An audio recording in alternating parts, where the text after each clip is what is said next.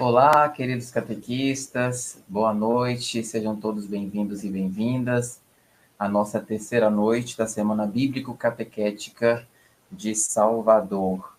Que alegria estarmos aqui hoje, para nos encontrarmos, conversarmos um pouquinho e também aprendermos, como ditam os nossos documentos, nós devemos estar sempre e em constante formação, Catequistas têm que estar sempre em formação ou formação permanente. E nesse tempo nosso, vimos essa necessidade de nos prepararmos para o jubileu do ano de 2025, no Jubileu da Esperança, e para isso nós estamos, nessa Semana Bíblico-Catequética, aprofundando um pouco alguns dos documentos que nos foram sugeridos para a nossa reflexão deste ano, Mas para iniciar, nós vamos primeiro fazer a nossa oração inicial, preparar o nosso coração, preparar o nosso espírito, para que a gente possa acolher e aprender tudo aquilo que vem com o Padre Adilto, nos ajudar a melhor sermos catequistas e evangelizadores na nossa paróquia. Então, vamos fazer a nossa oração com a nossa irmã Simone, da Forania 5. Boa noite a todos. Vamos nos acalmar, silenciar o coração para ouvirmos, nessa terceira noite, em preparação ao nosso ano jubilar, ouvir o que o Senhor quer nos dizer hoje, nesse trecho dos Atos dos Apóstolos. Todos eles perseveravam na oração em comum, juntamente com algumas mulheres, entre elas Maria, mãe de Jesus, e com os irmãos deles. Duas palavras se destacam nessa passagem do Ato dos Apóstolos. Perseverança e oração. É uma característica de nós, catequistas, sermos perseverantes e estarmos em constante oração. Não só oração, mas também em aprender, E este ano jubilar com esse nosso momento de aprendizado, que é essa Semana Bíblico-Catequética, vem buscar em nós a esperança que recebemos de Jesus, que está plantada em nossa alma e supera todas as eventuais expectativas, ainda que mais justas, presentes no coração humano. A esperança é uma virtude teologal, pela qual desejamos o reino dos céus e a vida eterna, como nossa felicidade, pondo nossa confiança nas promessas de Cristo e apoiando-nos no socorro da graça do Espírito Santo. Caminhar na esperança, olhando o exemplo da Virgem Maria, e sua vida é cheia de sentido, pois tudo que ela fez corresponde ao plano de Deus, do qual não se desvia e que é fonte de sua realização e felicidade. Maria, a mãe da esperança, o ícone mais expressivo da esperança cristã. Toda a sua vida é um conjunto de atitudes de esperanças a partir do seu sim, proferido na anunciação do anjo. Peçamos a ela, discípula e catequista do próprio Cristo, que possamos aproveitar esses dias de formação e que possa ressurgir em nós a alegria do anúncio e que possamos levar aos catequizandos e suas famílias a esperança que vem do Cristo. Em nome do Pai, do Filho e do Espírito Santo. Ave Maria, cheia de graça, o Senhor é convosco. Bendita sois vós entre as mulheres, e bendito é o fruto do vosso ventre, Jesus. Santa Maria, Mãe de Deus, rogai por nós, pecadores, agora e na hora de nossa morte. Amém.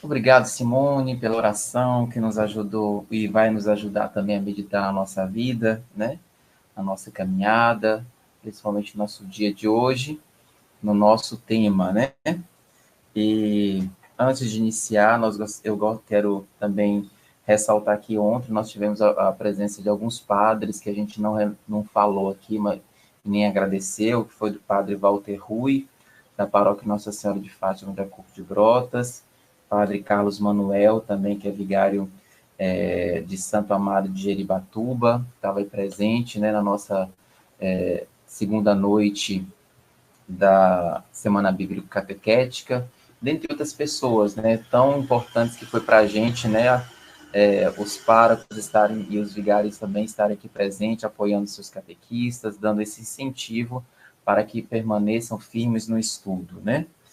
E hoje, né, nós temos como tema como o Vaticano II apresenta o povo de Deus, né? Baseado no caderno do Concílio 17, o povo de Deus, o povo de Deus, né? Então, hoje nós convidamos de forma muito especial, né, o Padre Adilto, né, que ele é reitor do Santuário Nossa Senhora da Conceição, né, para nos ajudar nessa reflexão, nos ajudar nesse conhecimento, né? Deus amou tanto o mundo que deu a seu Filho unigênito para que não morra todo aquele que nele quer, mas que tenha a vida eterna, né? E é nesse período, nessa busca de resgatar o seu povo, o povo de Deus, ele vem para nos auxiliar. E assim nós vamos acolher, né, com muita alegria, com muito carinho também, né, o Padre Adilto, que é a primeira vez que está falando para a gente, para nós os catequistas, né, por isso a gente também está muito feliz e esperamos outras vezes contar com esse apoio, né, para a nossa catequese, que necessita tanto de pessoas que nos ajudem, né, nessa reflexão e nesse conhecimento, né. Ressaltar também a presença do Padre Zeca, né, que está aí nos ajudando sempre, né, nosso assessor eclesiástico da Pastoral Catequética, né, do Serviço Arquidiocesano de Animação Bíblica Catequética. Agradecê-lo também por todo o apoio que está nos ajudando. E aí, vamos passar a palavra para o Padre Adilto, mas antes gostaríamos só de lembrar as pessoas que queiram fazer as perguntas, elas vão colocar no chat, depois eu vou juntar essas perguntas para fazer no final da apresentação do padre, né, a ele, né, para tirar as dúvidas. Então, tudo que vocês forem pensando, ou com dúvida, ou que queira comentar alguma coisa, vão colocando aqui no chat, que aí a gente está prestando atenção, e aí a gente vai passar para ele depois que fazer a exposição dele, tá? Aí agora a palavra está contigo, Padre Adilto, muito obrigado, tá? E agora contigo. Agradeço o convite e, antes de tudo, queria começar rezando convosco uma Ave Maria, ela é mãe da igreja, nossa mãe, modelo dos catequistas. Ave Maria, cheia de graça, o Senhor é convosco. Bendita sois vós entre as mulheres, bendito é o fruto do vosso ventre, Jesus. Santa Maria, Mãe de Deus, rogai por nós, pecadores, agora e na hora de nossa morte. Amém. Louvo a Deus por essa semana bíblica catequética, que acontece há anos. E Padre Zeca, somos do tempo do Padre Maton, que foi um dos grandes pioneiros da semana bíblica catequética e de tantos movimentos, de tantas formações. Falava antes com José Carlos, que como seminarista, tive a graça de ser professor na escola arquidiocesana de catequistas, nas Mercês, todo sábado, 3 anos e meio de formação de catequistas. Muitos catequistas de nossa arquidiocese foram lá formados, tinha até nos últimos anos o estágio. Então, nós iremos mergulhar, aproveitando também das aulas de eclesiologia na Universidade Católica do Salvador, para nós nos aproximarmos desse tema tão importante que o Papa Francisco pediu, que nós cristãos católicos, também os jovens, nós revisitássemos os documentos primordiais do Concílio Vaticano II. E um dos documentos primordiais, centrais, com certeza, é a Lumen Gentium, o concílio que foi convocado e começado por São João XXIII, em 1962, e continuado com outro Papa, São Paulo VI, terminando em 65. E um dos grandes documentos que saiu foi sobre a Igreja. A Igreja, de modo sistemático, pensou sobre ela mesma. Quem sou eu? Qual é a minha essência? Qual o meu mistério? Foi a primeira vez que a Igreja debruçou-se sobre si mesma para pensar sobre si. Lumen Gentium é o nome em latim, luz dos povos, luz das nações. Ainda hoje, os documentos eclesiais, em sua maioria, pegam as primeiras palavras desses documentos, da encíclica, para dar nome ao documento. Por isso, começa o documento Lumen Gentium falando a luz dos povos. E a luz dos povos, a luz das nações é Cristo. Então, podemos ver aí o primeiro slide.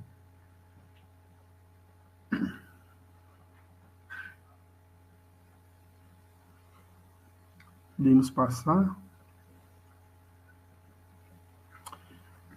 Então, tem um dos números desse movimento em preparação para o jubileu, que fala da igreja enquanto mistério, mas nós iremos falar o povo de Deus. Estes documentos, né, o número 17, povo de Deus, são fininhos, e ele está lá na CNBB. Primeiro, a noção da igreja. Essa noção de igreja como povo de Deus encontramos exatamente aqui na Lumen Gentium, pela primeira vez. Em nenhum outro documento anterior ao Vaticano II, a Lumen Gentium, a igreja foi definida assim, de modo explícito. Na Mystery Corporis, tinha falado igreja corpo místico de Cristo, mas não povo de Deus. Mas a pergunta fundamental que podemos fazer, o que vem à nossa mente quando nós pensamos a palavra igreja? Quando nós pensamos em igreja, nós estamos pensando em quê? Geralmente as pessoas pensam na paróquia, na igreja matriz, na capela, no santuário, na basílica. Vamos à igreja, vamos à missa, aonde? Naquela igreja. Então, geralmente se pensa em lugar físico. Podemos passar. A palavra igreja deriva de uma palavra hebraica, aqui transliterada, Kahal Yavé. A palavra Kahal significa assembleia, ou congregação, ou associação. Assembleia convocada. Por quem? Por Deus. Então, Deus convocou o seu povo e fez uma aliança com o seu povo lá ali no Sinai. Aquele povo ali congregado no Sinai era chamado de Assembleia, de Kahal e de Yavé. Então, quem chama o povo é Deus. É Ele que tem iniciativa no chamado.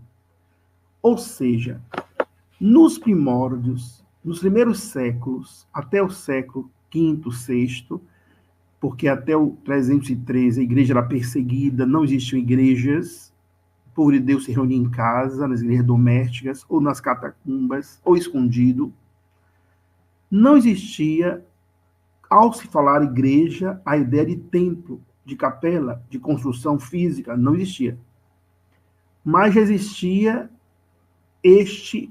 essa certeza que a igreja é essa assembleia, essa congregação, essa reunião de um Deus que convoca um povo, faz aliança com este povo, pede a esse povo que viva os mandamentos, e esse povo deve amá-lo sobre todas as coisas, Deuteronômio 6,6, amarás o seu teu Deus de todo o coração, toda a tua força, toda a tua alma, adorá-lo e servi-lo. A palavra hebraica Kahal e Yavé foi traduzida como eclesia no grego, nessa mesma linha. Agora é Jesus que convoca um povo para unir-se a ele, para viver na comunhão com ele, convocando primeiramente os discípulos, e dos discípulos convocando os 12. Em um momento vai dizer a Pedro, Pedro, tu és pedra, sobre essa pedra ficará minha igreja, a minha eclesia, a minha assembleia. Então, um povo convocado por Cristo, reunido por ele, para vivermos a comunhão e para evangelizarmos a índole missionária da igreja. A igreja existe para evangelizar, para proclamar o reino de Deus, para anunciar Jesus Cristo. Podemos passar.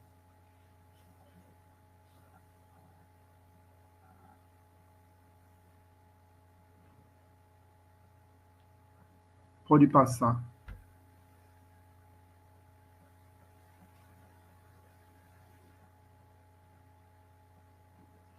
A palavra eclesia, no francês, é église, no italiano, chiesa, no alemão, Kirchen, no espanhol, iglesia, no português, igreja. Mais uma vez, eu repito. Quando nós, cristãos, segundo o Vaticano II, ao falarmos igreja, não colocar primeiramente na cabeça e no coração a conotação de construção, de uma capela, de um templo, mas sempre de um povo convocado. No Antigo Testamento, o povo convocado por Deus, pelo Deus Pai.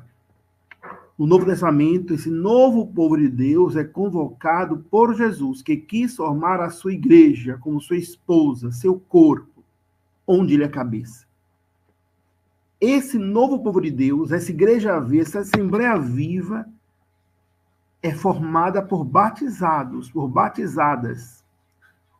Somos chamados a ser pedras vivas, como diz São Pedro. Vós sois pedras vivas, a construção de Deus.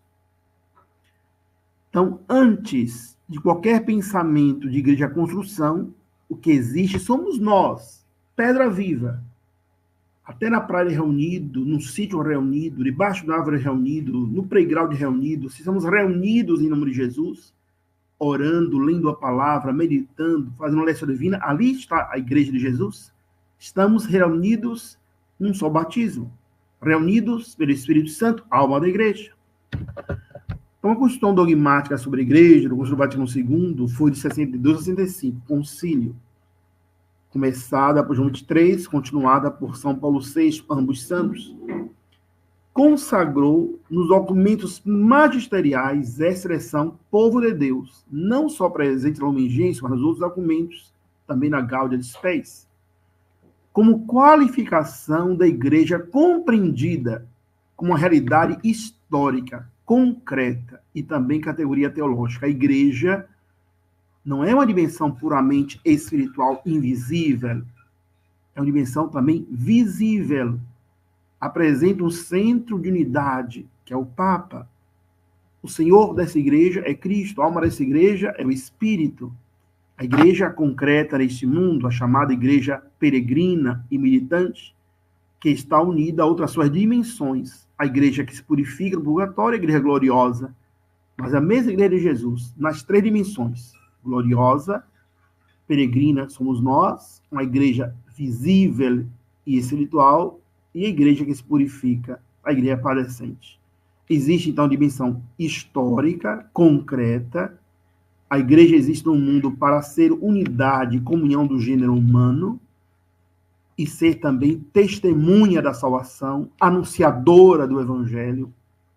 A igreja existe para evangelizar e para ser sinal da caridade, do rosto bondoso de Deus. Podemos passar. São 8 capítulos a Lumen Gentium.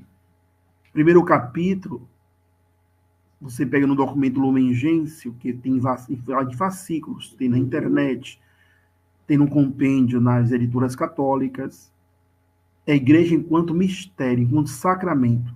A palavra mysterium é do grego, sacramento é latim, onde fala da essência da igreja. A igreja enquanto ela mesma, enquanto Jesus a pensou, dos capítulos 1 a 8. O capítulo 2, que é o nosso capítulo, Povo de Deus, são os números de 9 a 17, que iremos ver.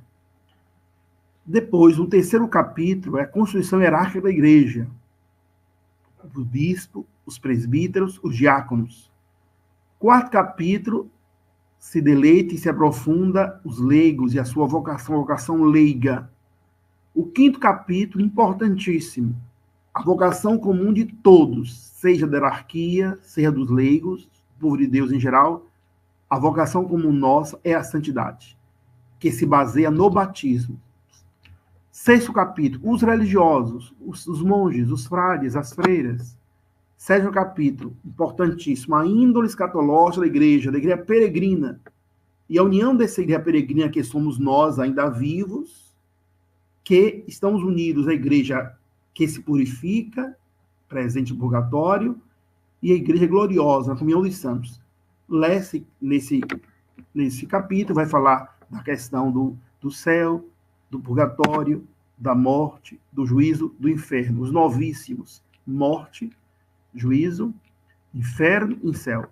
E ao falar da igreja que se purifica, claro, fala do purgatório. E o oitavo é a bem-aventurada Virgem Maria, Mãe de Deus, missionária da igreja, a Maria Santíssima como ícone da igreja, como mãe e como virgem, como modelo da igreja. Então, no último capítulo, a igreja olha para Maria para ver-se a si mesma.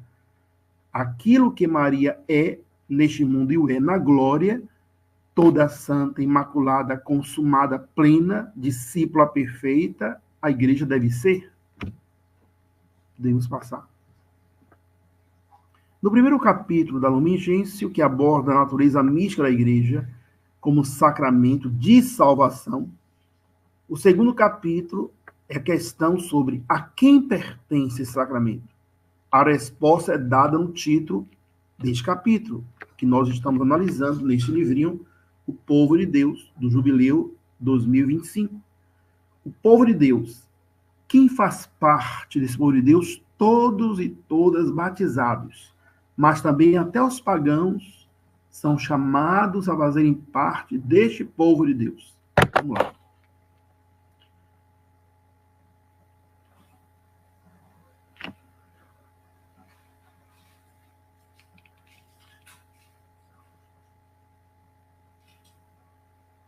Podemos passar. O título Povo de Deus se encontra muitas vezes presente nos livros do Antigo Testamento, designando o quê? O povo escolhido por Deus. De todos os povos da Mesopotâmia, do Egito, os heteus, os ferezeus, os hititas, os babilônios, os persas, Deus escolhe um povo para ele, que faz parte da escolha salvífica de Deus. Por que escolheu Israel? Não sabemos. Mas Deus escolheu um povo, chamou este povo, propôs a ele uma aliança, desde a chamada de Abraão, dos patriarcas, até chegarmos a Moisés, e diz que esse povo, em aliança com ele, é um povo sacerdotal, e é chamada a ser uma nação santa, onde Deus se revela como Goel, o libertador deste povo. Deus que escuta o clamor do povo escravo há 400 anos. E Deus vem salvar o povo. E Deus, naquela noite, manda que os judeus celebrassem a Páscoa, colocassem o sangue do cordeiro nas portas e diz: Deus vai passar entre vós, Deus vai passar entre os egípcios. Essa passagem de Deus é a Páscoa, é a passagem de Deus. Volta aí antes, por favor. Então, eu ouvi o clamor do meu povo, retirando o povo celebra a Páscoa. E no Monte Sinai, Moisés asperge o povo, entrega a lei, e o povo diz a Deus: faremos tudo que o Senhor disser. Faz uma aliança com o Senhor. E o povo deve o quê? Deve observar os mandamentos, observar a aliança. Todas as vezes que Israel se afasta da aliança, da lei de Deus, Israel cai no pecado, até chegar ao exílio babilônico. Todas as vezes que Israel, como povo de Deus, é fiel à aliança, Deus abençoa este povo. Continua.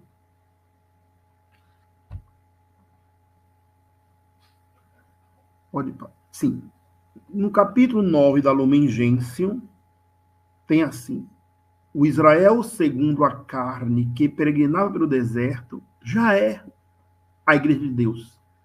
Já é prelúdio da igreja de Deus. Como nós cantamos: somos um povo que alegre vai, o povo de Deus nos desertos andava, mas à sua frente alguém caminhava. Deus caminha com o povo de Israel. Deus caminha com aquela assembleia reunida. Essa palavra assembleia, kahal, no grego é eclesia, no grego é igreja. naquele tempo, por ocasião da leitura pública do livro de Moisés, que é a Torá, descobriu-se um texto no qual se dizia que o amonita e o moabita jamais deveriam ingressar na assembleia, congregação, na igreja de Deus. É só ler Neemias 13:1. Então, esses povos não podem adentrar, segundo Neemias, porque não foram introduzidos a fazerem parte de Israel. Pode passar. Por que vocês trouxeram a Assembleia do Senhor, Igreja do Senhor, a este deserto, para que nós morrêssemos e nossos rebanhos morrêssemos aqui? É um murmúrio do povo de Israel no deserto, quando vem aquelas serpentes que picam eles. Então, eles murmuram. Por que vocês, Moisés e Arão, por que vocês trouxeram a Assembleia do Senhor, esse povo aqui reunido, a este deserto, para que nossos rebanhos e nós morrêssemos aqui com fome e com sede? Usa o termo também a Assembleia do Senhor. Assim, o novo Israel, que caminhando no tempo presente, busca a futura cidade perene. Israel buscava, como povo de Deus, a terra prometida.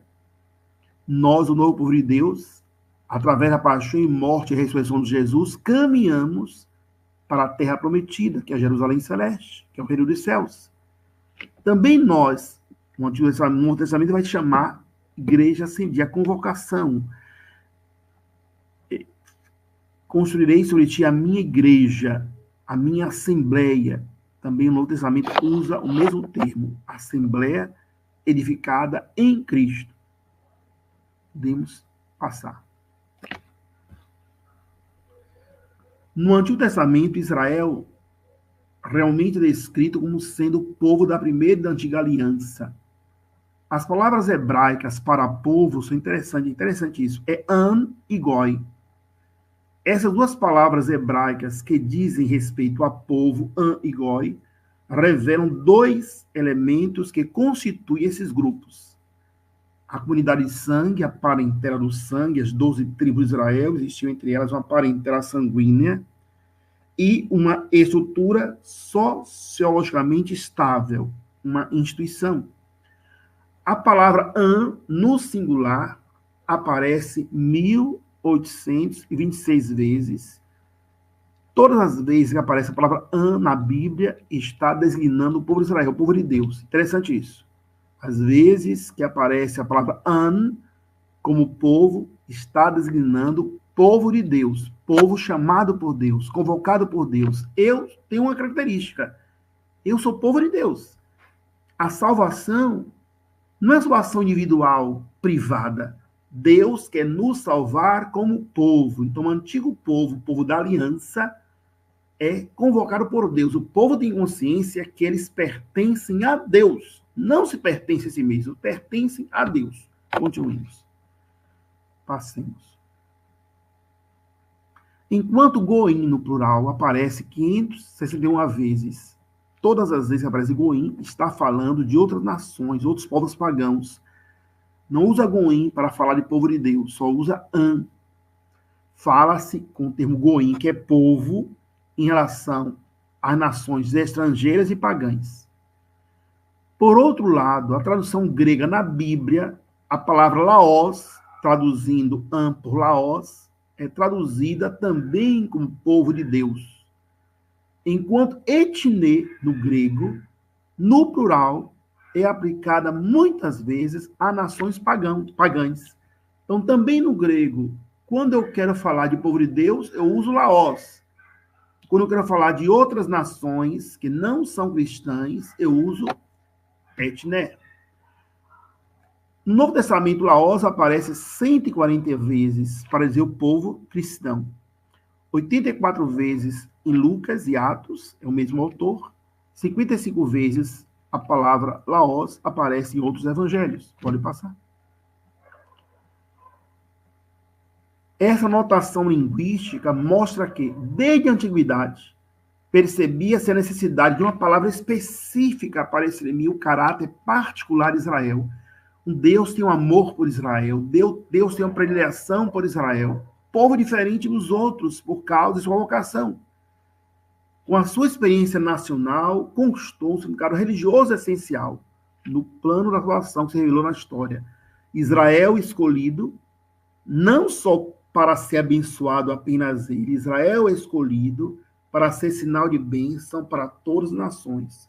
Disse Deus a Abraão: farei de ti uma nação grande, em ti serão abençoadas todas as nações da terra. Israel, já desde o início, ele tem a concepção de que existe para ser canal de bênção para todos os povos, que através dele, de Israel, Deus se usaria para salvar a todos os povos. Por isso a festa da Epifania, da manifestação, vendo aqueles magos do Oriente. Aqueles magos simbolizam os pagãos, que de longe vêm adorar Jesus. Desde o início, Jesus nasce dizendo assim: não vim só para salvar os judeus, eu venho para todos os povos. Podemos passar. Até ser aplicado no Novo Testamento a igreja de Jesus Cristo. No Antigo Testamento, o povo é descrito como uma comunidade de pessoas ligadas por vínculos familiares e proveniência semelhante, como língua, cultura, histórias comuns. Por esse motivo, o povo de Deus, Yahvé, está alinhado com a concepção hebraica de povo com família, estirpe, parentela, a nossa família sagrada, a nossa parentela convocada por Deus. Passar. Yahvé, no Antigo Testamento, algumas vezes é apresentado como pai. Esse texto vai Deuteronômio 32:55, junto daquela do povo de Israel. O povo de Israel, algumas vezes, é apresentado como filhos e filhas em relação a Yahvé, a quem pertencem, e daquela de parente primogênito, herdeiro e herança de Yahvé. São várias citações, Deuteronômio, Reis, Ruth, Ezequiel. Peguei uma delas, Êxodo 4:22. Então dirás a Faraó, vai dizer Moisés a Faraó, assim diz o Senhor, que Israel é meu filho, é meu primogênito. E eu te disse, deixa aí meu filho, deixa Faraó ir meu filho.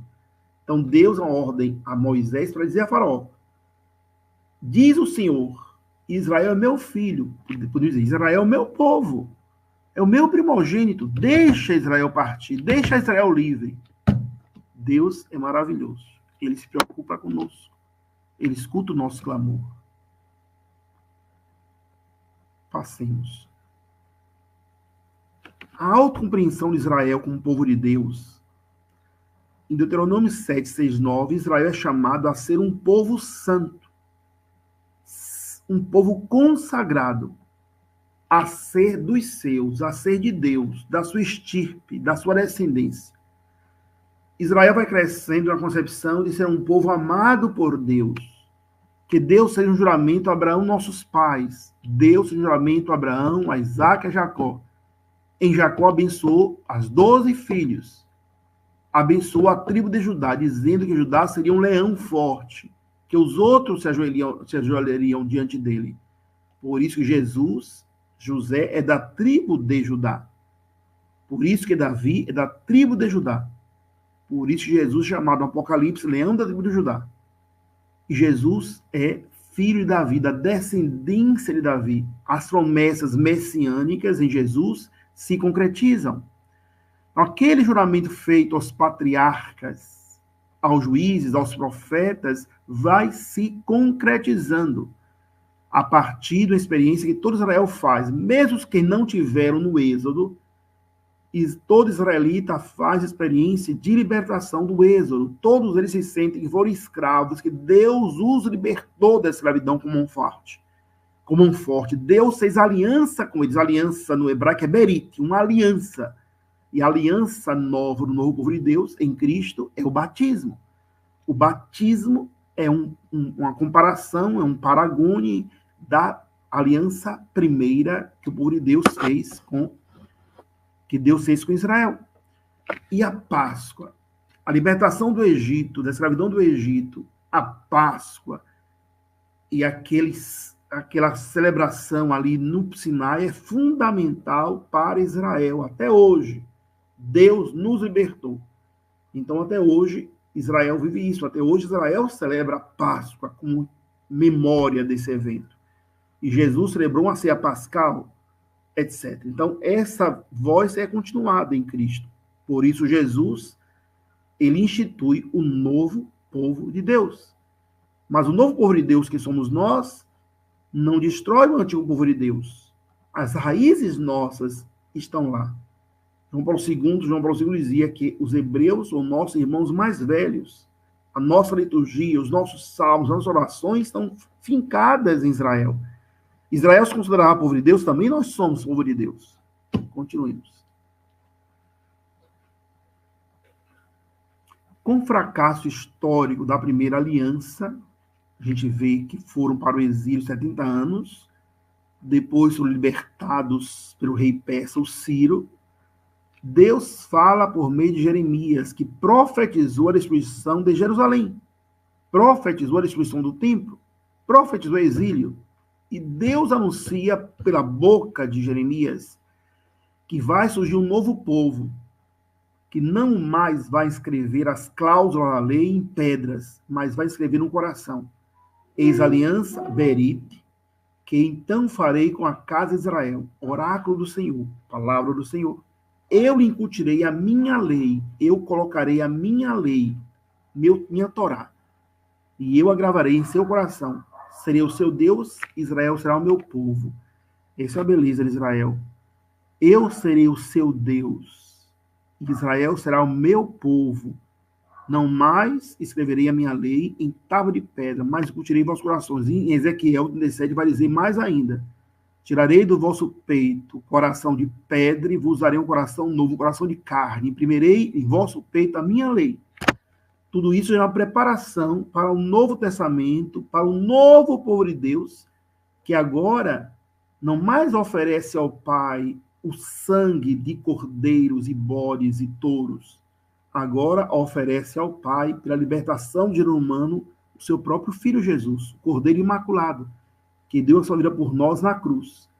E é na cruz que a igreja também, ela se fortalece. Porque na cruz, do lado de Jesus, sai sangue e água. Sangue simboliza a Eucaristia, água, batismo, sacramentos fundantes para o novo povo de Deus. Vamos ir mais à frente. Pode passar. Serei vosso Deus e vós sereis o meu povo. Também nessas leituras todas aí. Do Levítico ao Apocalipse. Como conciliar o templo de Deus e os ídolos? Porque somos templo de Deus vivo. Como o próprio Deus disse, eu habitarei e andarei entre eles, e serei o seu Deus, e eles serão o meu povo. Aí é Novo Testamento já. Eu habitarei e andarei entre eles, e serei o seu Deus, e eles serão o meu povo. Como conciliar o templo de Deus e os ídolos? Não posso conciliar o templo de Deus e os ídolos. A quem deve adorar? E a promessa, eu habitarei e estarei com eles. Deus habita em nosso meio, por meio da igreja. Deus habita em nosso meio pelo seu Espírito, Deus habita em nosso meio pela Eucaristia. Uma procissão de Corpus Christi é Jesus que caminha conosco, na comunhão, Jesus que vem a nós. Então, nós cristãos não estamos sozinhos. Deus continua habitando conosco. Deus é Emmanuel, Deus conosco. E nós somos o seu povo. Agora, Padre, para sermos realmente povo de Deus de verdade, Jesus disse: aquele que me ama, observai meus mandamentos. Importante observar os mandamentos de Deus. Pode passar.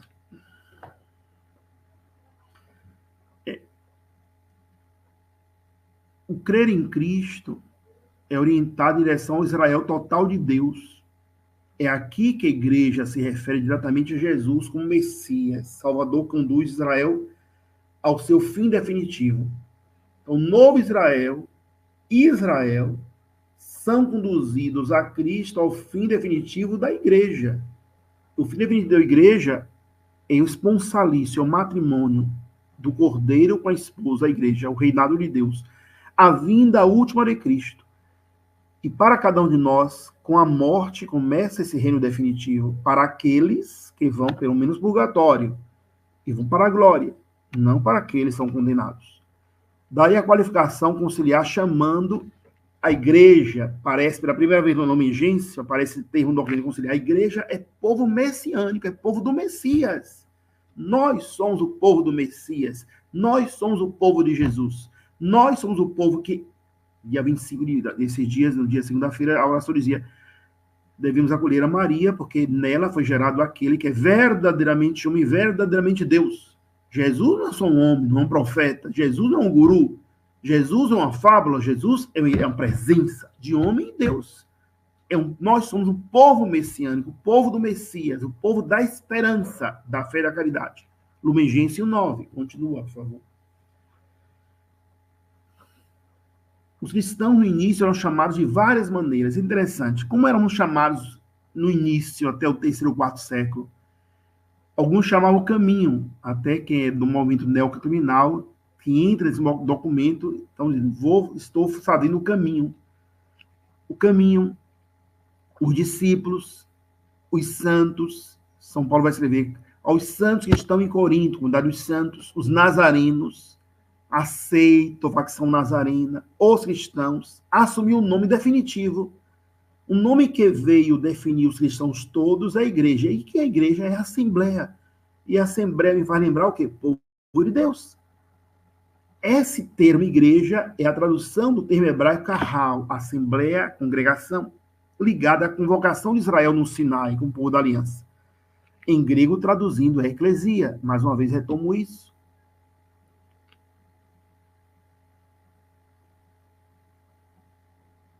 Pode passar.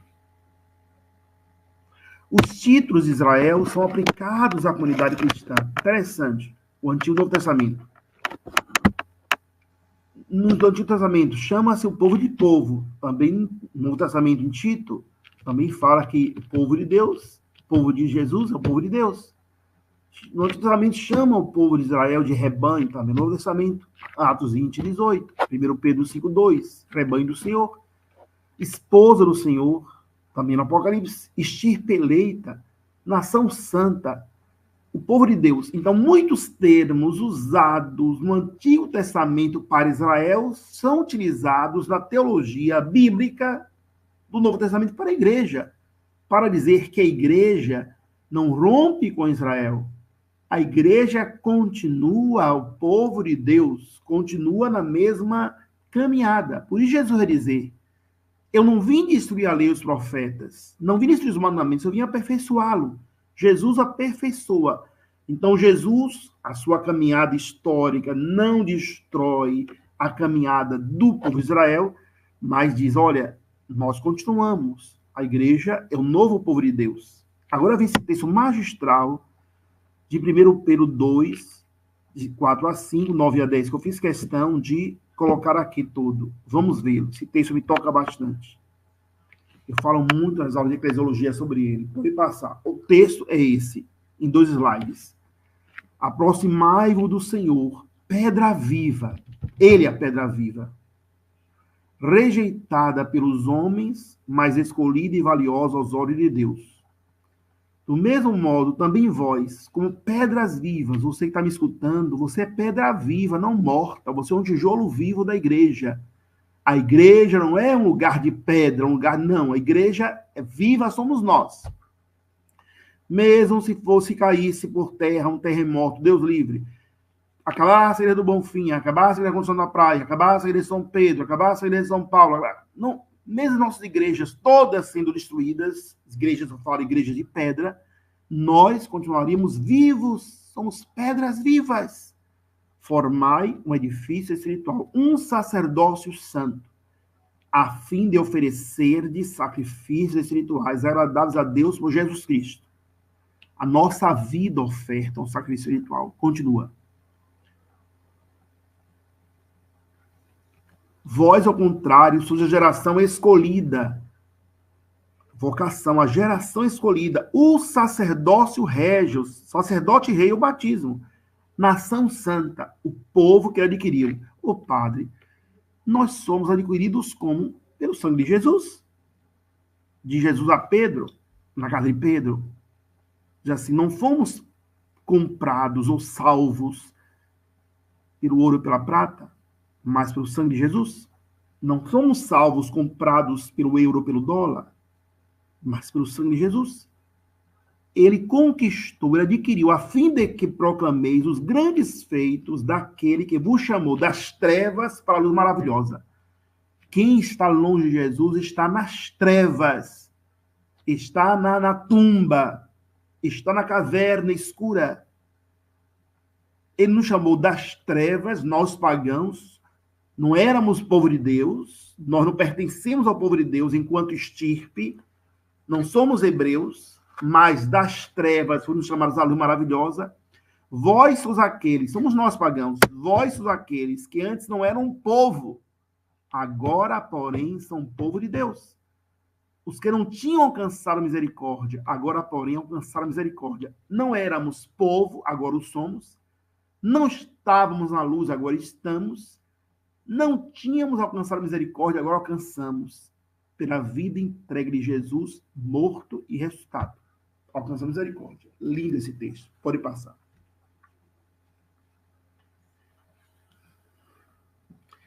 São Paulo nos recorda, para ser corpo de Cristo, povo de Deus, só é possível pelo batismo. Fomos batizados num só corpo. Cristo é a cabeça, nós os membros. O olho não pode dizer ao ouvido, não preciso de você. O pé não pode dizer à mão, não preciso de você. Cada membro do corpo tem a sua serventia. E, sobretudo, participando, não só sendo batizado, mas participando de modo ativo do corpo e sangue de Cristo. O mistério eucarístico, sobretudo aos domingos. Não podemos entender um catequista, um cristão católico que não vai à missa domingo. Não posso entender um cristão católico que falta quinta-feira santa, sexta, sábado e domingo. Eu sempre digo, você poderia ir à missa todos os dias, mas não vai à igreja, não participa, quinta santa, sexta santa, sábado e domingo, não aprendeu nada da fé. Que são os 4 dias primordiais da nossa fé. De lá jorra tudo. É o dia do batizar as pessoas, Vigília Pascal, é o dia da proclamação da Páscoa, é a missa mais importante, a Vigília Pascal. Está ali. Participar do curso de Cristo. Okay? Ou seja, temos essa graça de comungar a Deus, de escutar a palavra de Deus, de participar da divina liturgia. Cristo é a cabeça do corpo, nós os membros. De que corpo? A igreja. Colossenses 1,18, Efésios 1,23. É só procurar esses textos, vai dizer que Cristo é a cabeça da igreja. Pode passar.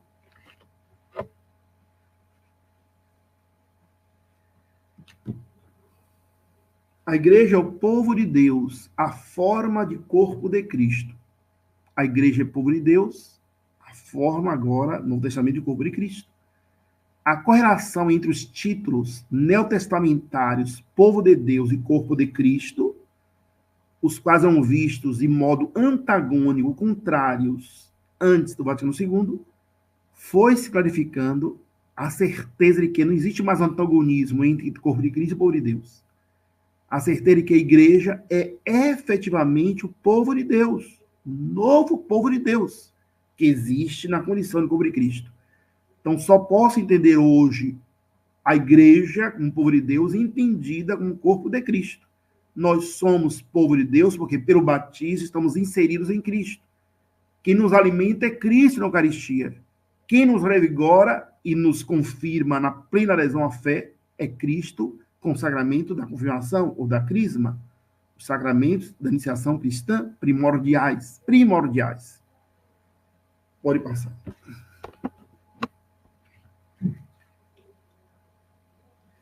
O grande Joseph Ratzinger, tornou-se Papa Bento XVI, definiu a igreja assim, naquele livro Igreja, Novo Povo de Deus, que se vende, se é possível encontrá-lo. A igreja é povo de Deus somente através do corpo de Cristo. Então, nós somos igreja, sim. Somos povo de Deus, sim. Através de quem? Através do corpo de Cristo, através da nossa inserção no corpo de Cristo. Ô Padre, como eu adentrei o corpo de Cristo? Pelo sacramento do batismo. Existem 3 modos de batismo. Batismo de desejo, batismo de sangue e batismo, no geral, usando a matéria, água. Então, se uma pessoa é catecúmena, ou foi evangelizar lá um país africano, muçulmano, e alguém matou essa pessoa, ela não teve a graça de batizar, mas morreu pelo seu sangue derramado, pela fé, batismo de sangue. O pai e a mãe desejavam batizar a criança morreu no hospital sem batismo. A gente acredita que aquela criança foi batizada na fé dos avós, dos pais, etc. Jürgen Roloff, um protestante teólogo, vai dizer na mesma linha, pode afirmar que a igreja é povo de Deus na forma do corpo de Cristo. Povo de Deus é sinal, é instrumento. A igreja define a lumingência, a igreja se define como sacramento de salvação. Cristo é o sacramento do Pai. A igreja é o sacramento de Cristo. Ela existe no mundo para ser sacramento de salvação. É o corpo de Cristo. O corpo de Cristo hoje é a igreja. Existe no mundo para salvar, para ser sinal do Cristo Salvador. Salvar pelo anúncio da palavra, salvar pela evangelização, salvar pela missão, salvar pela oração, salvar pela liturgia, salvar pelo sacramento, sobretudo a Eucaristia. Por isso, nós somos o povo de Deus pela vida, diz João Paulo II, povo da vida e pela vida, Evangelho Vitae. Nós somos o povo de Deus, povo da vida e pela vida, e somos povo messiânico, porque na face da igreja deve refletir Jesus. A igreja é constituída de homens e mulheres na igreja. A igreja, enquanto mistério, é sempre santa, indefectivamente santa, Lumen Gentium 5. Infelizmente, nós somos pecadores.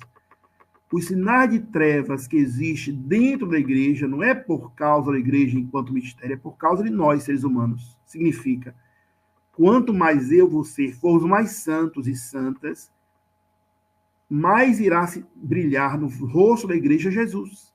Então, o rosto de Jesus brilha na igreja, mas brilha através do rosto de cada um de nós. Se eu sou fofoqueiro, se eu sou fofoqueira, se eu sou perverso, se eu sou malvado, se eu faço mau juízo, se eu vivo uma vida desregrada, se eu sou adúltero, se eu não me confesso e quero um lugar, então eu estou tornando-me trevas no seio da igreja, que é chamada a ser luz. É ser povo messiânico, povo da luz, da vida, do amor, do perdão, da reconciliação, da esperança. Vamos lá.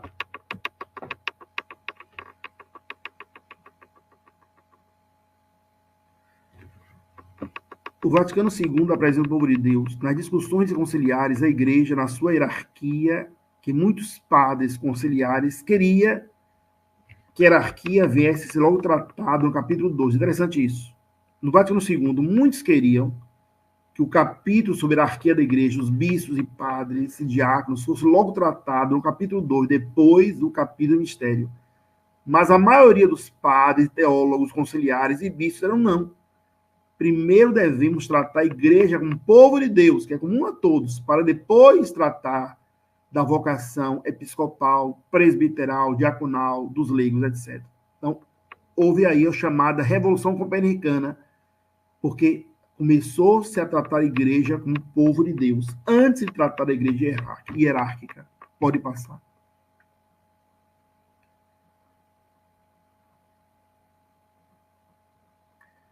O tema do povo de Deus deveria ter um impacto sobre todo o restante, sobre a ideia da igreja como sacramento de salvação, sobre a teologia da missão, sobre os aspectos dos ministérios hierárquicos. O grande teólogo que esteve no presente, Yves Congar. O povo de Deus acentua a historicidade da igreja. A igreja existe de fato. E também a totalidade do povo de Deus, antes das distinções das diversas condições de estado de vida. Antes de falar de leigo, de religioso, de padre, etc., falemos da igreja do povo de Deus. Isso é mais importante. Foi o pensamento do Vaticano II que encontrou guarita, né? A igreja não mais piramidal, a igreja é comunhão. É comunhão. Pode passar.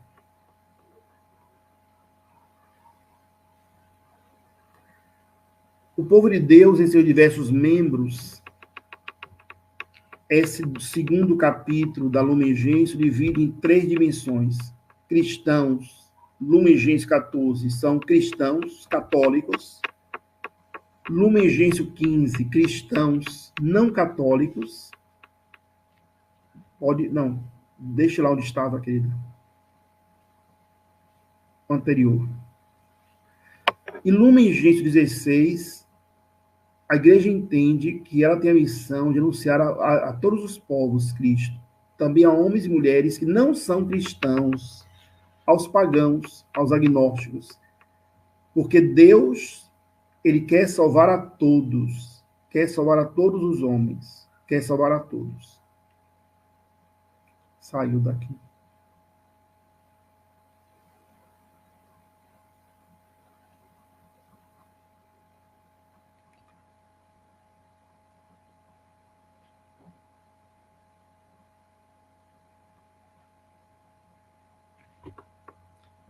Aconteceu algo. Ok.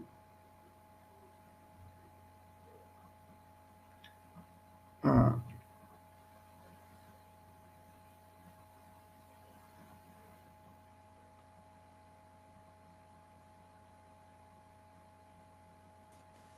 Os slides sumiram.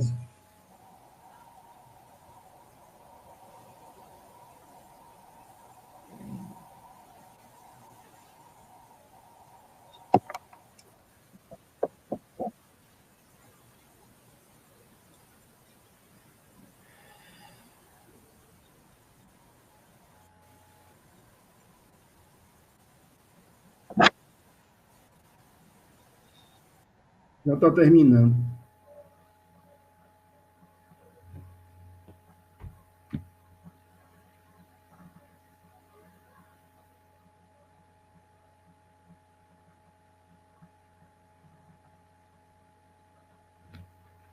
Pode passar. Está lá no fim, quando fala Lumen Gentium 14, 15 e 16.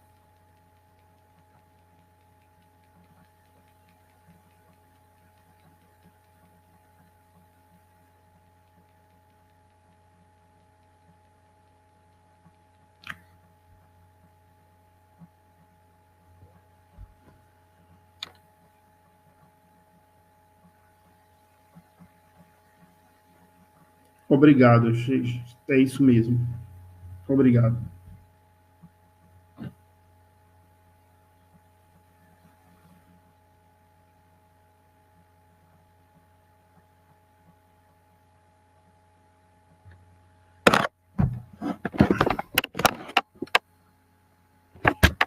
Posso continuar? Antes.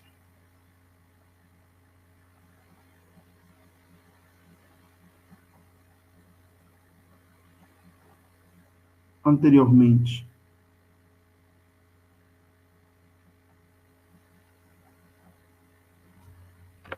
Antes daí.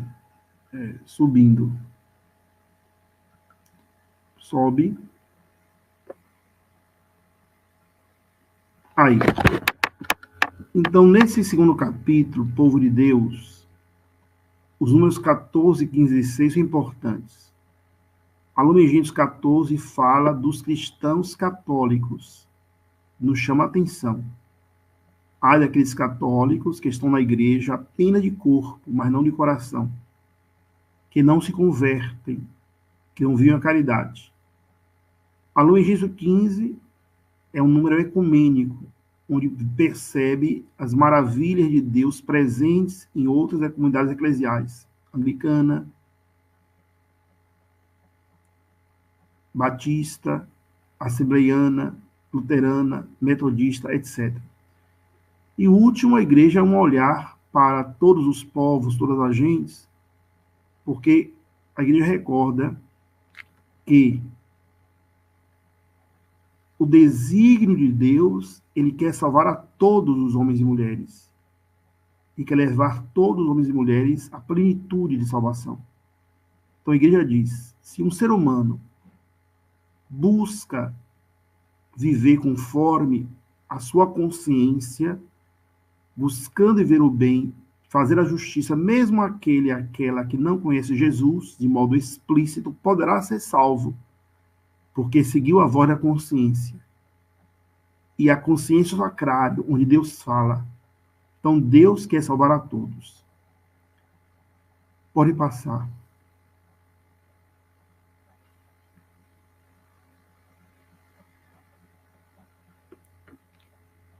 Então, geralmente, a exceção do povo de Deus, designa assim um conjunto ou totalidade dos fiéis que pertencem a Deus.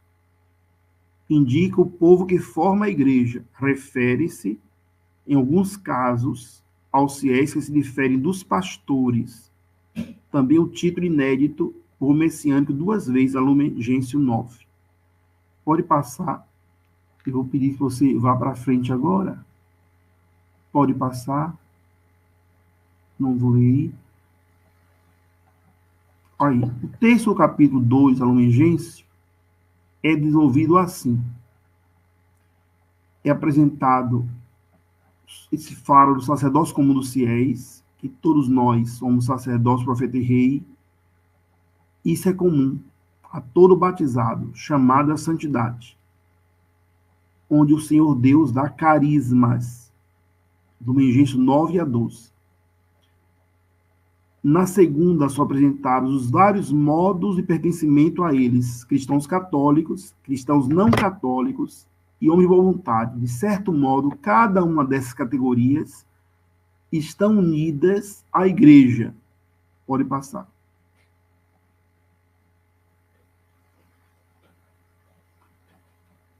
Para concluir, nos números 3 a 17, capítulo 2, a igreja existe para evangelizar. Recordando São Paulo, ai de mim, se eu não anunciar o evangelho.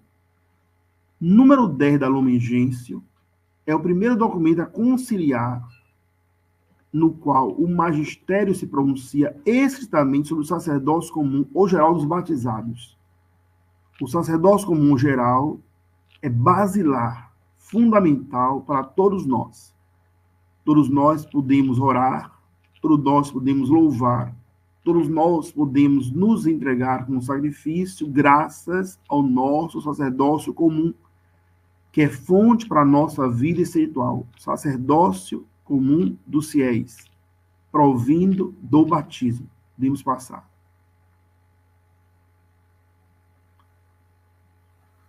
Já o sacerdócio ministerial, fruto do sacramento da ordem, está ordenado ao serviço pastoral do sacerdócio comum.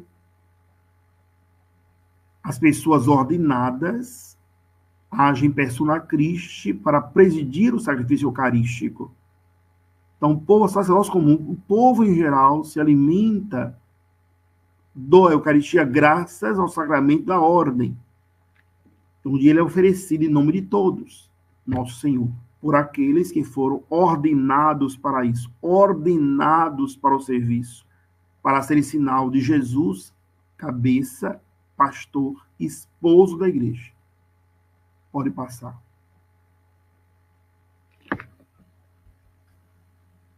Pode passar.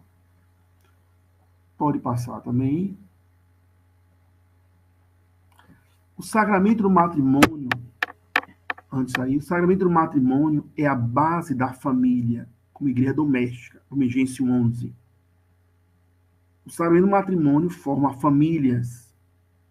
A igreja chama a família santuário doméstico. 3 vínculos eclesiais importantes da Universidade do Povo de Deus na Terra. Graças sanas, elevas e consumas, que correspondem, graças sanas, o pecado original, se vê na teologia teológica. A graça que eleva, se vê no tratado sobre graça. E a consumação escatológica. Pode passar. Pode passar. Aí termino com isso. Lumen Gentium 14. Os fiéis católicos. O Sagrado Concílio volta-se primeiramente para os fiéis católicos, fundado na Escritura e tradição. Ensina que esta igreja peregrina sobre a terra, que somos nós, é necessária para a salvação. Com efeito, só Cristo é mediador e caminho de salvação. E ele torna-se presente no seu corpo, que é a igreja, ao inculcar expressamente a necessidade da fé e do batismo.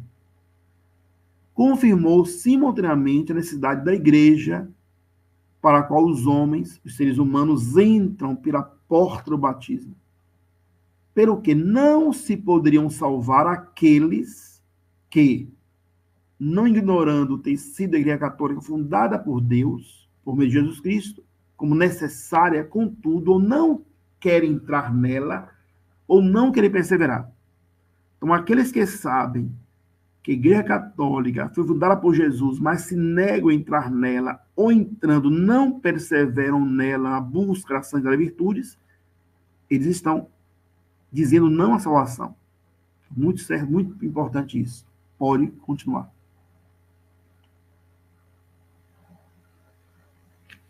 São plenamente incorporados na sociedade que é a igreja. Aqueles que têm o Espírito Santo aceitam sua organização, aceitam os meios instituídos, aceitam a profissão da fé, os sacramentos, o governo eclesiástico, a comunhão com o Papa, com os bispos. Não se salva, porém, embora incorporado à igreja, quem não persevera na caridade, permanecendo na igreja pelo corpo, não está nela no coração.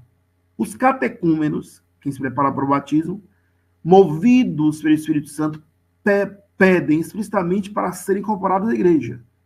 Já lhes estão unidos por esse desejo. A mãe igreja já os abraça com amor e solicitude, os catecúmenos. Não foram batizados, mas foram acolhidos pela igreja. Pode passar. Aqui, na próxima, eu repeti o que eu tinha dito, mas pode passar. Pode passar.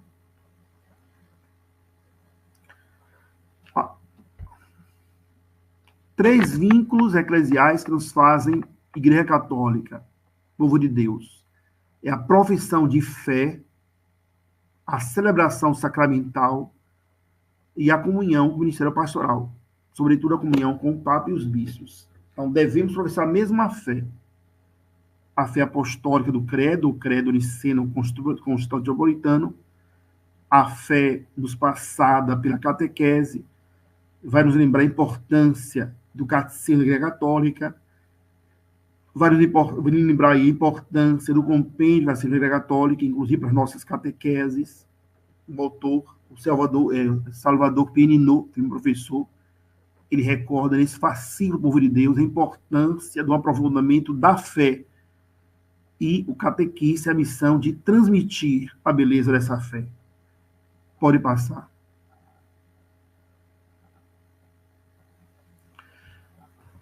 Então, a fé e os sacramentos, como eu disse, credo dos apóstolos, recordar o credo feito pelo Papa Paulo VI, o credo niceno-constantinopolitano, que se reza 25 de março e 25 de dezembro, a gente reza e se ajoelha, a importância atual do Catecismo da Igreja Católica, e o Papa Francisco nos pediu, tem um mês, ou mais de um mês, que nós retornássemos ao Catecismo da Igreja Católica, e também o compêndio do Catecismo da Igreja Católica, que foi de 2005.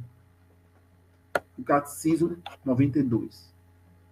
Pode passar. Depois vem a liturgia. O vínculo litúrgico dos sacramentos batismo, convenção e Eucaristia, a presença real de Jesus, a transubstanciação. A igreja lembra, na Sagrada do Concílio, que a Eucaristia, a liturgia é fonte comum da vida cristã, tudo na igreja é para a liturgia, evangelização, catequese, etc. Tudo culmina na liturgia.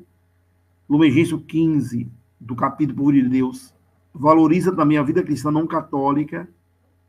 Os não cristãos, 16, os não cristãos, sobretudo os judeus e os muçulmanos, e todos aqueles que buscam o Deus desconhecido nas sombras imagens, também são acolhidos pela igreja, em diálogo. Pode passar.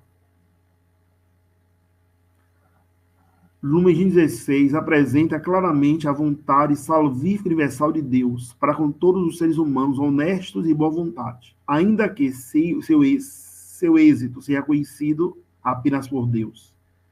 E nesse âmbito, o documento importante da Vaticano II, Gaudium et Spes, vai dizer assim: tendo Cristo morrido por todos, Romanos 8:2, tendo Cristo morrido por todos, e sendo verdadeiramente uma só vocação última do ser humano, isto é, a divina, devemos admitir que o Espírito Santo oferece a todos, oferece a salvação a todos, mesmo aqueles e aquelas que não o conhecem.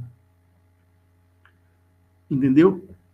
Ou seja, nós cristãos católicos, graças a Deus, mas podemos estar na igreja e não sermos salvos, porque não estamos vivendo igreja.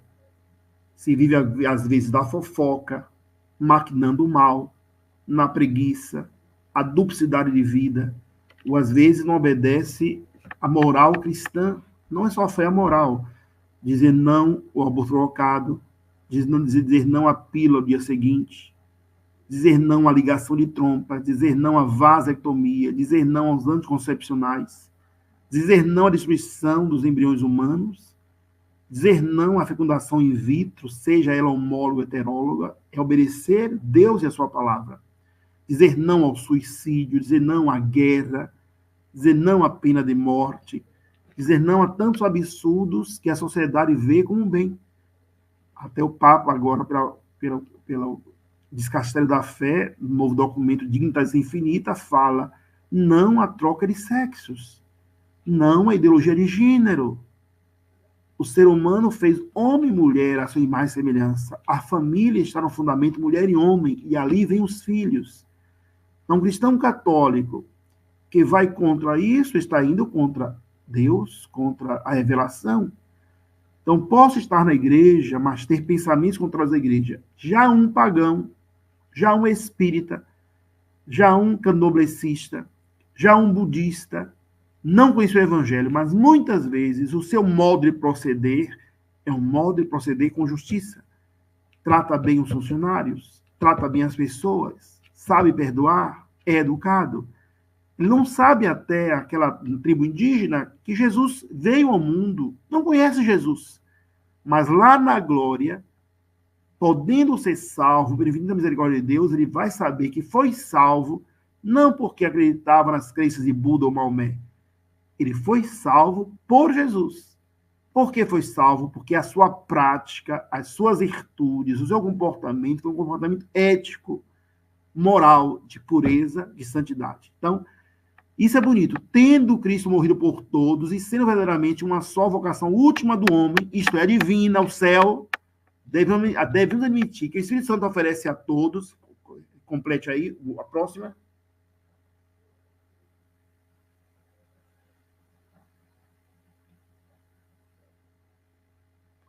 A possibilidade de se associarem de maneira conhecida por Deus a este mistério pascal. Então, já respondi aqui o que a menina fala. Jesus diz que quem crê e batizado será salvo, quem não crê será condenado. A igreja, na sua missão de proclamar a verdade plena do evangelho, vai dizer que nós somos no mundo 2 bilhões de cristãos. 6 bilhões de pessoas não são cristãos. Existem, mas não cristãos do que cristãos. 6 bilhões não são cristãos. Mas diz a palavra, para lá no Novo Testamento, o desejo de Deus é que todo homem se salve, que todo ser humano se salve e chegue ao conhecimento da verdade. Aquela pessoa que vive uma vida correta, vive uma consciência correta, na sua vida é um bom esposo, uma boa esposa, vive a castidade, vive promovendo a paz, a justiça, vive as bem-aventuranças sem tê-la conhecido. Vive o amor, o perdão. Às vezes, vive melhor do que um cristão batizado, engajado em nossas paróquias. Um avião aqui passando. Karl Rahner dizia os cristãos anônimos. Eles não são cristãos, não foram batizados, mas a vida deles vive como se fossem. Vivem o evangelho. Existe um outro sacramento que vai salvar a humanidade. É o sacramento da caridade. Mateus 25. Tive sede, me desse de beber. Tive fome, me desse de comer. Tive preso, fosse me visitar. Tive nu e vestistes. Tive doente, fosse me visitar. Senhor, quando foi que te vimos com fome, com sede, preso, doente, e lá te fomos? Todas as vezes que fizesse um mais pequenino. Às vezes eu sou cristão católico. e são incapazes de praticar caridade. E existem pessoas, até agnósticas, que vivem fazendo caridade. Na caridade feita ao mais pobre, ele e ela estão encontrando Jesus. E ao morrer, vai saber que foi salvo por uma vida correta, uma vida justa. Jesus o salva na sua misericórdia. Ele viveu, nasceu na tribo indígena, pertenceu ao povo hindu, ao hinduísmo, ao budismo. Nunca ali escutou falar de Jesus, nunca teve o Novo Testamento nas mãos. A ninguém foi anunciado, ninguém anunciou Cristo. Mas a sua vida é uma vida correta. Essa pessoa será salva sim. Não será salva pelos deuses pagãos, não será salva pelos deuses hindus, não será salva por certas práticas, mas será salva pela caridade e pela justiça. Porque essa é a doutrina da Lumen Gentium, o povo de Deus. O povo de Deus são cristãos católicos, o povo de Deus está na sintonia com os irmãos evangélicos e protestantes, porque são mesmo batizados, o batizado é o mesmo, a palavra de Deus é a mesma, a oração é a mesma, existem os mártires também protestantes, e homens e mulheres de boa vontade. Inclusive os papas, quando escrevem encíclicas, escrevem também aos homens de boa vontade. Não são cristãos, são de outras religiões, mas promovem a paz, a justiça e a verdade. E às vezes eu sou cristão, promovo a guerra. Eu sou cristão a favor do aborto. Eu sou cristão, mato as pessoas com a língua, com uma fofoca. Tenho um prazer de dividir, de ser invejoso, de falar mal. Faço inferno na minha paróquia. E sou cristão. Mas, na minha prática, eu vivo como um pagão. Por isso que o Gênesis 14 disse: aquele e aquela que está na igreja apenas no corpo, mas não vive a fé de verdade e com caridade, não será salvo. Pronto. Eu penso que já deu recado.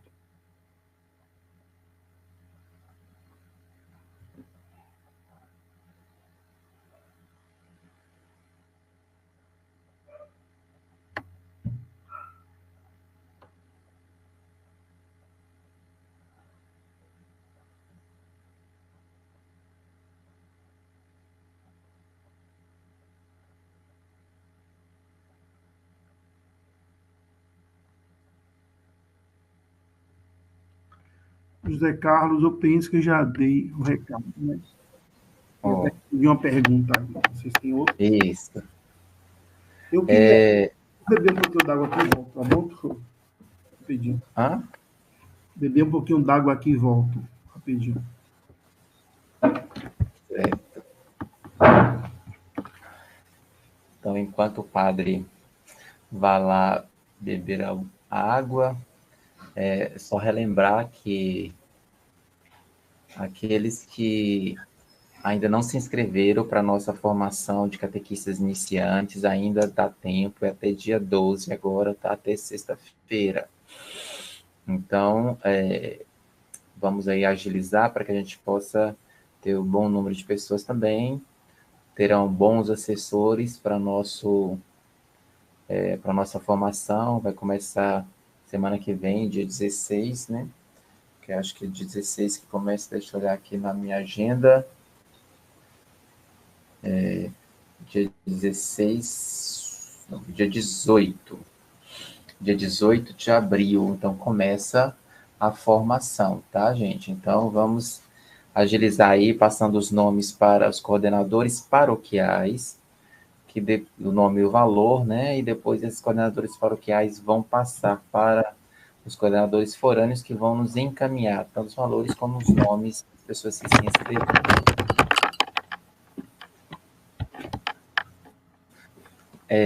A pergunta que tinha no chat, isso eu já consigo responder já no finalzinho aí, que era sobre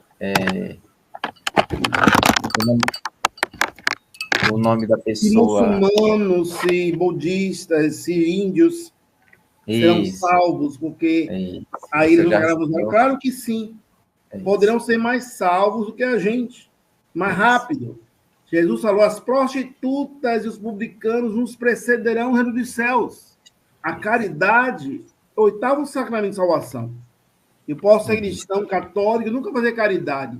Às vezes, fazer mais maldade que caridade. Aí eu vou morrer, acabou, vai para o xilindró.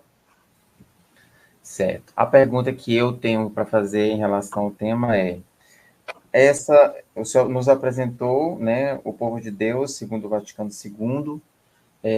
Este povo do Vaticano II, apresentado pelo Vaticano II, é o mesmo povo que hoje nós estamos? Quais são as características que os diferem para o povo atual, fazendo uma hermenêutica aí desse povo para esse povo de agora, que tem muita coisa que foi atualizada, o povo de hoje não é o mesmo que estava lá naquela época. O que podemos fazer essa atualização ou melhorar nesse processo? Quando a Lumen Gentium José Carlos fala de povo de Deus, ele fala de nós. Nós somos o povo de Deus. Nós somos o novo povo de Deus. Ele diz claro, deixa claro, que entra-se nesse povo de modo ordinário através do batismo. Então, ao se falar de povo de Deus, é claro que o Vaticano II colocou suas raízes no Antigo Testamento. Ele nos faz ver, do ponto de vista bíblico, que a palavra povo de Deus já era uma palavra usada na Bíblia para se referir ao povo judeu, ao povo que fez uma aliança com Deus. Mas no Novo Testamento vai se utilizar a mesma palavra povo de Deus e vai se inserir um nexo com o corpo de Cristo. Então, todo aquele, toda aquela que pelo batismo entra no povo de Deus, nós, no povo de Deus, entra na igreja, faz parte do povo de Deus. Com três realidades, né, nós vimos a questão da fé, o credo, a questão da liturgia, dos sacramentos, a questão da caridade, da evangelização, o povo de Deus que evangeliza. Então, a igreja, a gente fala no credo, creio na igreja una, santa, católica e apostólica. Então, hoje, o que eu devo, na minha vida, participar hoje, é, primeiro, conhecer o que é ser igreja. É tirar da minha cabeça que igreja é uma construção na minha paróquia ou as minhas comunidades. Não. Eu fui convocado por Deus. Onde existe um cristão, ali está a Igreja de Jesus. Cristãos que se reúnem. E o que é que nós podemos fazer que há em comum em todos os países? A palavra de Deus. Então, nos reunimos ao redor da palavra. Existe a questão da evangelização, da missão, que é a mesma. A de mim, se eu não sou evangelho. A preocupação de inserir as pessoas que chegam às nossas comunidades, uma importância da iniciação cristã. Na igreja antiga, se levava 3, 4 anos para alguém ser batizado. Às vezes, nos preocupamos tanto em catequese de crianças, esquecemos a catequese de adultos e anciãos. Jesus abençoava as crianças. Jesus evangelizava os adultos. Às vezes, evangelizamos as crianças. E onde estão os nossos adultos, os nossos adolescentes, os nossos jovens? Fazer as pessoas terem a experiência de Deus. Eu estou à igreja, eu vivo a igreja, porque eu tive experiência de Jesus, do Pai e do Espírito Santo. A igreja é ícone da Trindade. A nossa participação na igreja deve ser uma participação que me leve a uma adoração da Santíssima Trindade, uma experiência pessoal de Jesus, pessoal amor de Deus. E alguém que experimenta o amor de Deus, ao mesmo tempo anuncia o querigma. Antes da catequese tem um querigma. O anúncio de Cristo, o anúncio da sua paixão, da sua morte por mim. E anunciando o querigma, eu depois aprofundo a fé pela catequese. E a catequese me leva aos sacramentos, que me leva a formar comunhão e que nos leva à evangelização.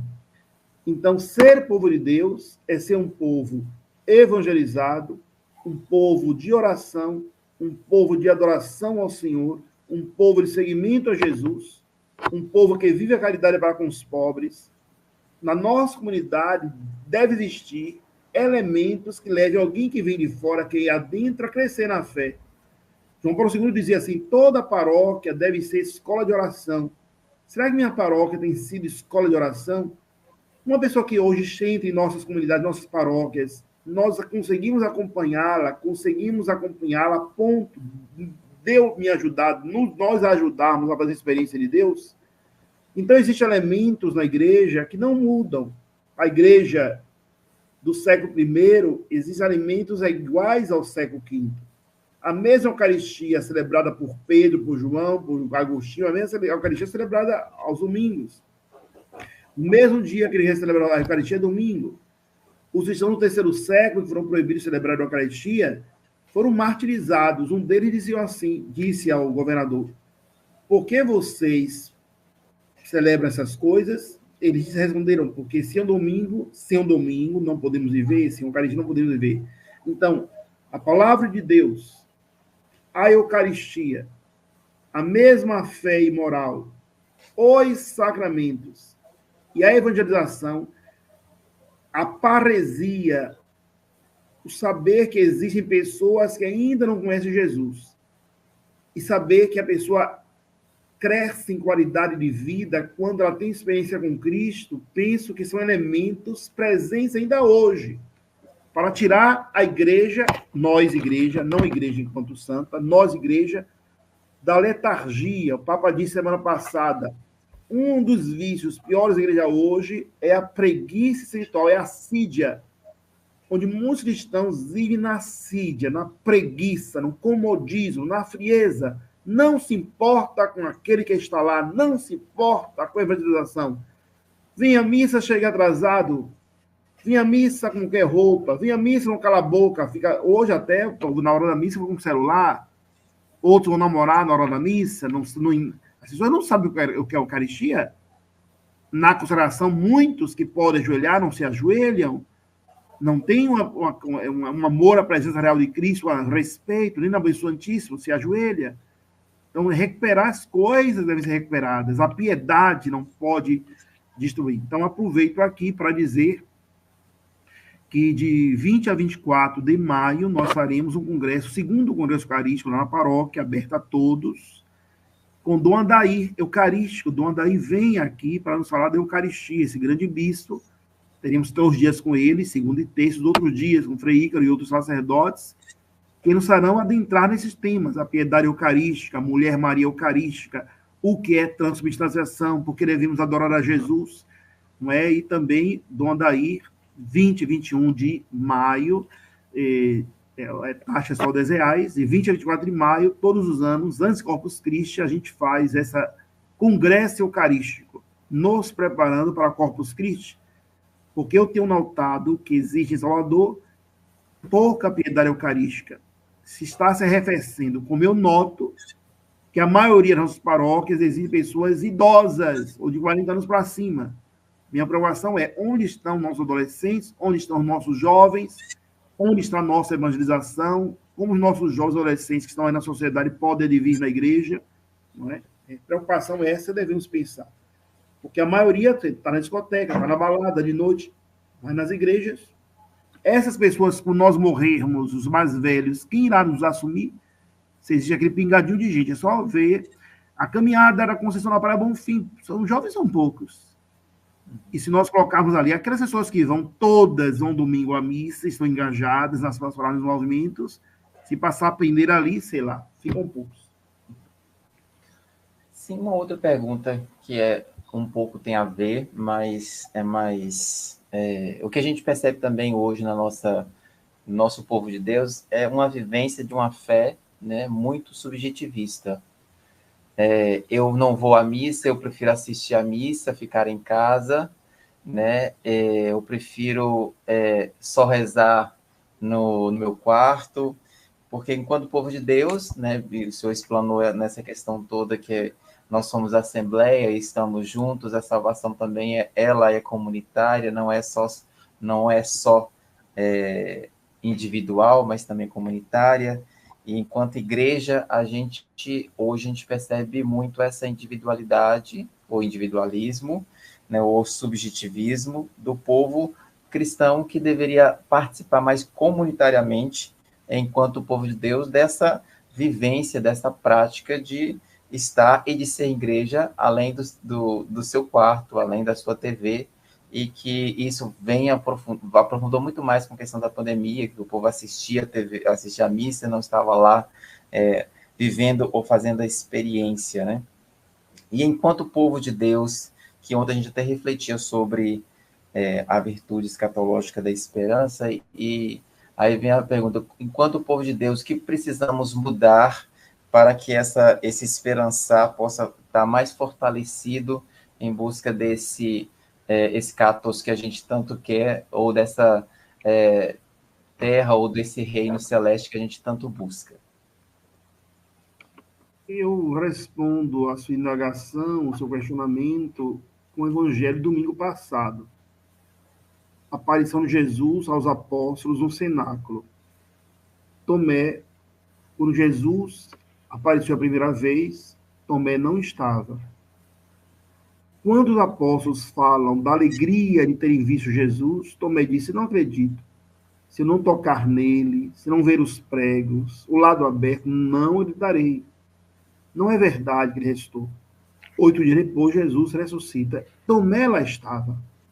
Tomé só pôde fazer experiência de Jesus na comunidade. Na comunidade. Em meio à comunidade. A questão da pandemia é uma exceção. É claro que as pessoas, por motivo da idade, por uma doença, uma Covid, um resfriado forte, não pode ir à missa e participa na televisão, comum espiritualmente, é algo bom, porque é melhor do que não ter nada. Mas aqueles e aquelas, pelo amor de Deus, que têm condição, às vezes até um carro próprio, ou facilidade de ir à missa, até caminhando, quando em nossas igrejas de bairro, ir caminhando para as igrejas, não vão, é falta de amor. Eu vi no Instagram 3, 4 semanas atrás, um bispo dando testemunho na África, africano, falando de cristãos que caminhavam 3, 4 dias para irem à missa. E que na Europa, as igrejas próximas, como no Centro Salvador, as igrejas uma bate na outra, e nossas igrejas vazias. Então, arrefeceu-se o amor. Jesus não se relaciona com a gente via telegrama, via carta. O relacionamento dele é direto. É necessário, não se confessa por telefone. A confissão é presencial. O sacramento da penitência é presencial. A adoração de Jesus sacramentado deveria ser presencial. Mas o divino sacrifício, o sacrifício de Jesus também é presencial. Eu faço comunidade, crio relações vivas com pessoas.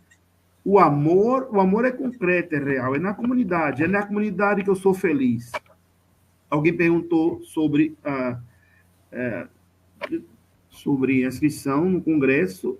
Vou fazer lá um congresso presencial, porque eu não vejo muito... Porque não é só congresso, é oração, é Jesus está ali, etc. E a inscrição se faz ali, no primeiro dia mesmo. Talvez eu pense um modo de fazer... Mas se eu fizer, a Sara vai também nos ajudar, me ajudou outra vez, e colocar o modo de fazer também pelo Pix virtual. Mas seria bom que a participação fosse presencial. Até o modo de muitos irem à Padroeira da Bahia. E depois, no próximo semestre, se Deus quiser, vamos ter um congresso sobre a Imaculada Conceição. Este ano, é bom vocês saibam, são 170 anos do dogma da Imaculada Conceição. Foi 8 de dezembro de 1854. É um tema a ser aprofundado. A Virgem Maria, Lumen Gentium também, Maria na vida da igreja, nossa vida, Maria modelo da catequese, etc. Então,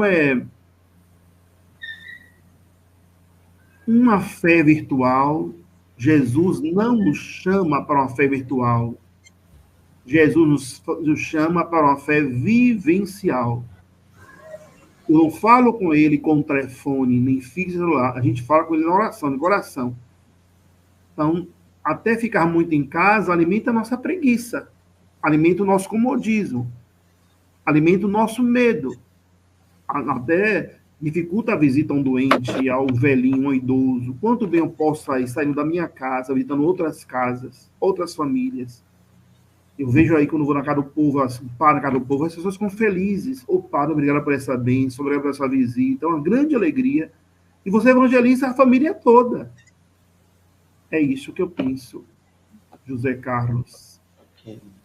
A inscrição para o congresso vai ser presencial e online, ou a inscrição vai ser somente presencial? Então, isso que eu disse. Eu estou pensando ainda que seja presencial lá na Conta da Praia, mas talvez vou pensar um modo que possa também ser inscrição online, que facilita, e a participação, né, vai ser presencial, né? Vai ser do Andaí, outros padres, Frei Ícaro, outros sacerdotes que nos vão ajudar a entender a Eucaristia. Segundo congresso. Vai ser o dia inteiro? Vai ser o dia tarde, inteiro? Não, segunda-feira à tarde, terça de manhã, os outros dias é à tarde, das 2 às 5 da tarde, das 14 às 17. Qualquer coisa, o senhor passa para mim, que eu passo em caminho para os grupos, De tá? 20 a 24 de maio, Nossa Senhora Auxiliadora, grande festa dos Eleusianos.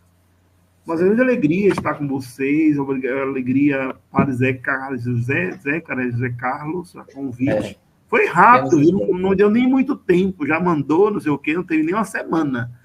Mas, como ele se graduou na Católica, Eclesiologia, Mariologia, Escatologia, essas todas, então não foi difícil. Que bom. Então tá certo, Padre, a gente quer agradecê-lo por tudo, né, por essa colaboração para conosco, de muita valia, né? Aí depois a gente disponibiliza esse material que você utilizou para os catequistas que participaram, e também nos colocamos à disposição para aquilo que precisar, e quando a gente precisar, a gente também dá um gritinho para ver se o senhor pode nos ajudar também em outros temas e outras situações. Aí eu peço que o senhor faça uma conclusão, né, do tema do senhor, para depois a gente ir para os agradecimentos e bênção final. Primeiro, parabéns a esta vossa iniciativa tão importante. Como precisamos de formação. Se eu pudesse, eu daria aula nas paróquias, não só na católica. Semana atrasada eu estava, fiquei 5 dias lá na suburbana, da aula de Mariologia, 5 sábados. No Conceição, lá naquela forania, porque lá é forania, né? Vem de várias paróquias, então assim é melhor que a gente, quando é tudo por forania, a gente alcança mais pessoas.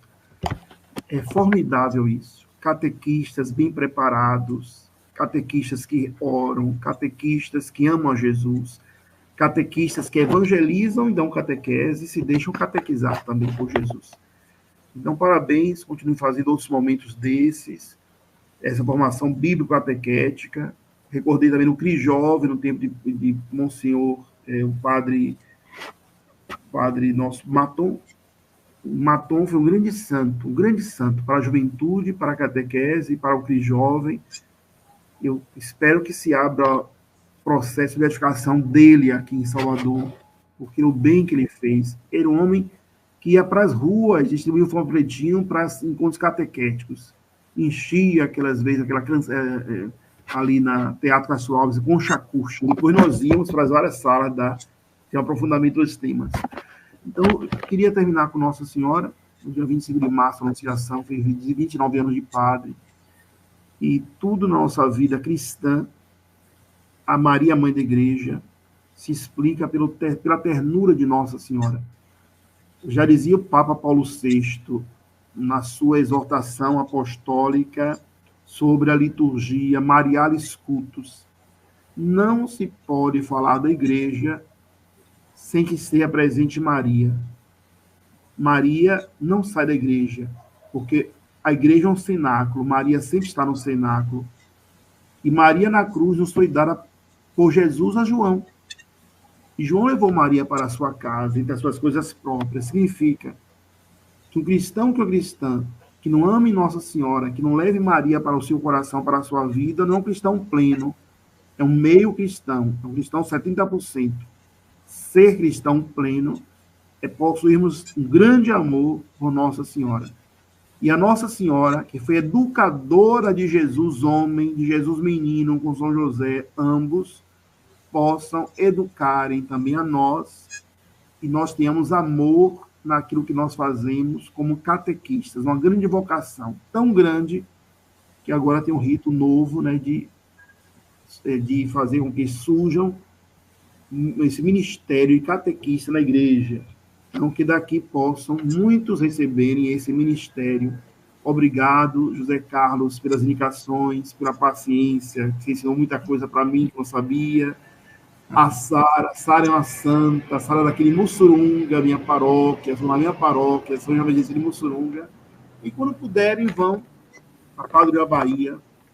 Eu sempre digo, tem muito cristão católico, vai em Aparecida, vai em Belém, vai em Bom Jesus da Lapa, vai em Trindade, vai até em Lourdes de Fátima. Nunca pisa o pé na Zona Praia, com a Padroeira da Bahia. Meu Deus, não ama a sua padroeira, não vai lá visitá-la. Tem que fazer uma romaria dos catequistas para a Padroeira da Bahia. Comecei com a Romaria, termino com a Salve a Rainha. Aquela jovem que fez a oração inicial, ela foi da minha ex-paróquia, IAPI, né, Caixa d'Água. O irmão dela é padre Antônio, né, Antônio. Vamos rezar um Salve a Rainha e um abraço ao querido padre José Carlos, a quem nós agradecemos. Padre Zé, que amanhã tem o nosso encontro, viu, na casa do padre Ângelo de oração. Salve Rainha, Mãe de misericórdia, vida, doçura, esperança nossa, salve. A vós bradamos, hereditários filhos de Eva, a vós suspiramos, gemendo e chorando neste vale de lágrimas, e após a advogada nossa, esses vossos olhos misericordiosos nos ouvei, e depois de desterro, mostrando Jesus, bendito é o fruto do vosso ventre, ó clemente, ó piedosa, ó doce Virgem Maria, rogai por nós, Santa Mãe de Deus, para que sejamos dignos da promessa de Cristo. Amém. Meu nome é Adilton, viu? Não é Adailton, não. Adilton, viu? Padre Adilton. Alguém botou aí Adilton, talvez é Adilton. Adilton Lopes, na praia, 18 anos, na paróquia, esperando vocês. Isso, muito bem. A gente quer agradecer a todos os catequistas e convidados que estão participando das nossas dos nossos dias, né, aqui, desde segunda-feira a gente está aqui, então muita gente participando, que continue participando e convidando mais gente para participar conosco, que Deus abençoe cada um de vocês. Nós queremos agradecer também a Sara, né, novamente, pela acolhida aí, pela disponibilidade, a Simone, que é da Caixa d'Água, o senhor tem boa memória, hein? Ela realmente Sim. Ela realmente é irmã do padre que o senhor falou. O bom pastor conhece as suas ovelhas, não esqueço de ninguém, que Deus me dê memória. Desde a minha primeira paróquia em Altricotos, foi 95, há 29 anos atrás, eu nunca esqueço de ninguém. Isso. O nome dela é Simone. Exato. Aí a mãe dela a mãe dela é membro, a mãe dela é membro da nossa Irmandade, Dona Nilda, sempre lá na nossa Conceição da Praia. Muito bem. Agradecer ao Padre Zeca, não sei se ele está aí, para ele dar um oi também, né? Se ele estiver aí, dá um oi para a gente. A todos que participaram, né? E especialmente ao Padre Adilton, que está conosco, se disponibilizou a estar essa noite aqui, partilhando um pouco do seu conhecimento para a gente, né? Para que a gente possa servir melhor a nossa Madre Igreja, servir melhor a Jesus Cristo, servir melhor ao nosso povo de Deus, né? No mais, amanhã nós estaremos aqui, dia 11, quinta-feira, onde iremos ter o tema Linguagem, Incompreensões, Celebração e Mistério, com o Padre Damião Pereira. Né? Então, também convidamos todos vocês para estarem aqui amanhã conosco, nesse mesmo horário, nesse mesmo canal, para a gente poder aprender mais, né? E ajudar mais na nossa caminhada de catequista. Né?